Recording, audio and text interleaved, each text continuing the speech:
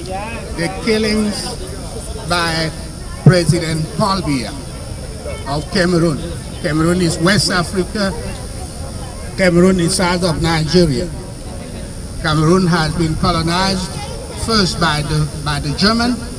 Then after World War I, that German colony was given to the French, to the trusteeship of the French and the British. The French are majority, and the English speaking are a minority. And the French have established, since the French do not produce oil, they have established some mafia, some rogue regimes which they control, just to control the resources of the country. And this is the case of Cameroon because there is oil. This is a country of the Gulf of Guinea, oil producing Gulf of Guinea. And the French control the country, and this is a man who is in power since Ronald Reagan in 1982, and he is still there, and he oppresses the people. There is no dissent. The people who can try to resist him are either dead or in prison or outside the country like we are here. Or his opponents are refugees. So the English speaking people do not want to be in that organization of corrupt government, stealing everything, plundering all the public resources of Cameroon. They don't want to be part of this because they gain nothing in it. So on December 2016. They pour out on the streets, 8 million people, all of them, to try to show that all the people don't want this corrupt regime. They ask for dialogue. They want federalism. The country started as a federal, and he canceled it. And they want to rule themselves. He says no to federalism. The United States, through the Department of State, has already spoken of it, asking him to dialogue with his people. He says no, and since December 2016, he has been killing the people, burning villages.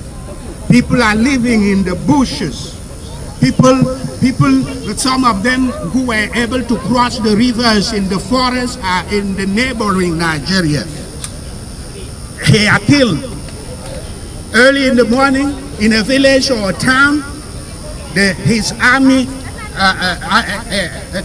posts around a town, and early in the morning they start shooting at random, killing everybody. The old people who cannot run and stay in the houses, they are burned with the houses. And he has been killing. And this is a tragedy going on. We were here on July the 31st and also August the 1st asking President Donald Trump, how can he have this kind of dictator, this kind of terrorist waging war to his own people because they dare say they want to be free. He's killing them. And sometimes we didn't have any hope. There were 300 troops, American troops in this country to help this regime, the military of this regime to fight the Boko Haram terrorists.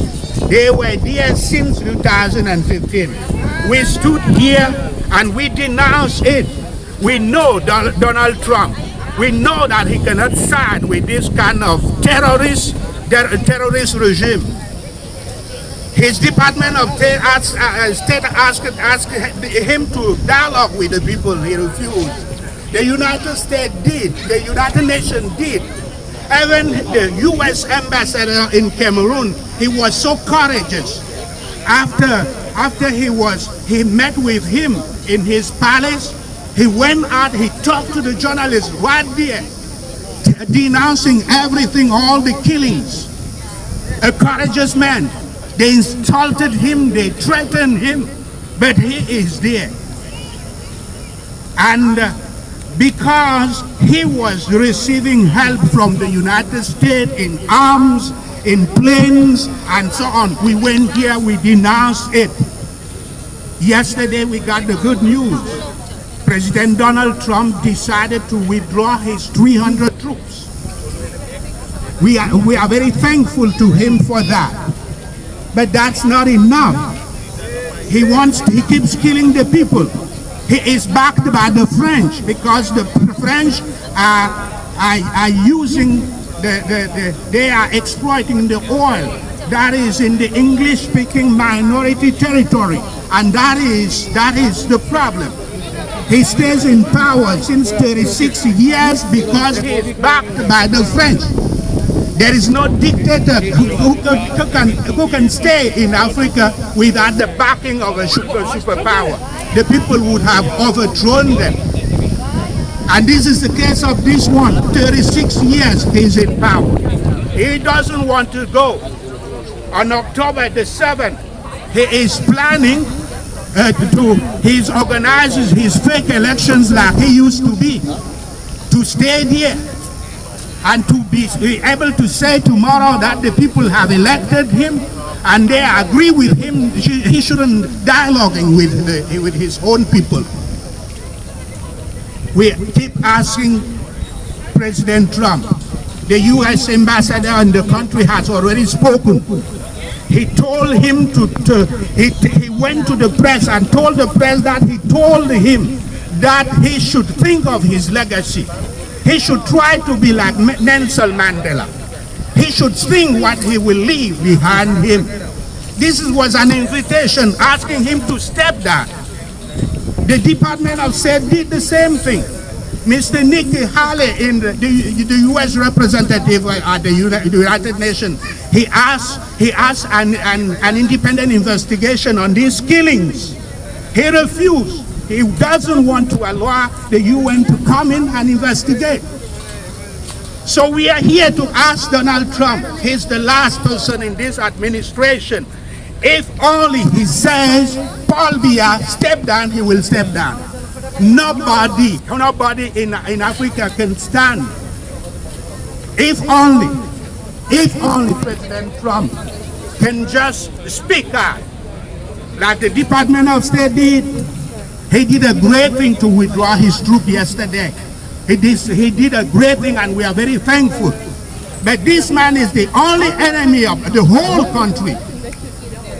Blood he is spilling blood. He is shedding blood just because he wants to stick in power. He has to step down. This is the problem of immigration.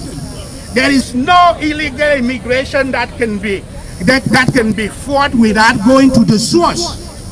The dictators are the ones who are sending people out. In Cameroon, those people, when their villages are burned, they are living in the bush.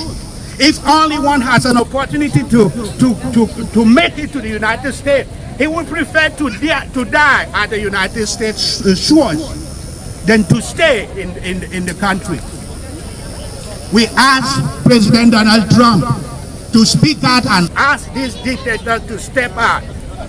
That will stop a lot of immigration from Cameroon.